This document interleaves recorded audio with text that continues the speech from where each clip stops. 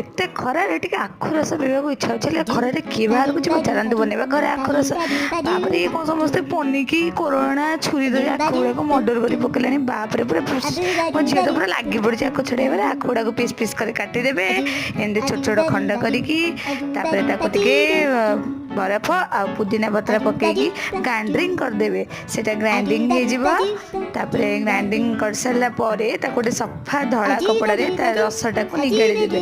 ରସଟାକୁ ନିଗାଡ଼ି ଦେଇ ସାରିଲା ପରେ ସେ ରସଟାକୁ ନିଗାଡ଼ି ଦେଇକି ତାକୁ ଫ୍ରିଜରେ ରଖିଦେବା। ତାପରେ ଆମେ ଟିକେ ଆଇସ୍କ୍ରିମ୍ ଖାଇଦେଲୁ। କେତେ ଖରା ହେଉଛି ଯେ ଆଉ ଆଖୁ ରସ ପାଇଁ ଏବେ କିଏ ୱେଟ୍ କରିବ? ଆଗ ଟିକେ ଆଇସ୍କ୍ରିମ୍ ହେଇଯାଉ। ଖରାରେ ଆଇସ୍କ୍ରିମ୍ ନ ଖାଇଲେ ପୁରା ଦିନଟା ହିଁ ଅଧା ଅଧା ଲାଗୁଛି। ଏଇ ଯେଉଁ ଆଖୁରେ ଯେଉଁଗୁଡ଼ା ବାହାରିବ ଗ୍ରାଇଣ୍ଡିଙ୍ଗ କଲା ପରେ ଏଥିରେ ବଡ଼ି ମଧ୍ୟ କରାହୁଏ, ବହୁତ ସୁନ୍ଦର ବଡ଼ି ହୁଏ। ଫ୍ରିଜରେ ରଖା ହେଲା ଆଖୁ ରସକୁ। ବର୍ତ୍ତମାନ ଆଉ ଦିନ ସାରା ଆଖୁ ରସ ପିଇବୁ। ତାପରେ ଆମର ଲଞ୍ଚ ଥାଳି ବଢ଼ା ହେଲା। ଭାତ, ଏଇଟା ହେଉଛି ବାଦାମ ତରକାରୀ, ଏଇଟା ହେଉଛି ପୁରୀ, ଏଇଟା ହେଉଛି କୁନ୍ଦୁରି ଆଳୁ ଭଜା, ଏଇଟା ଦହି।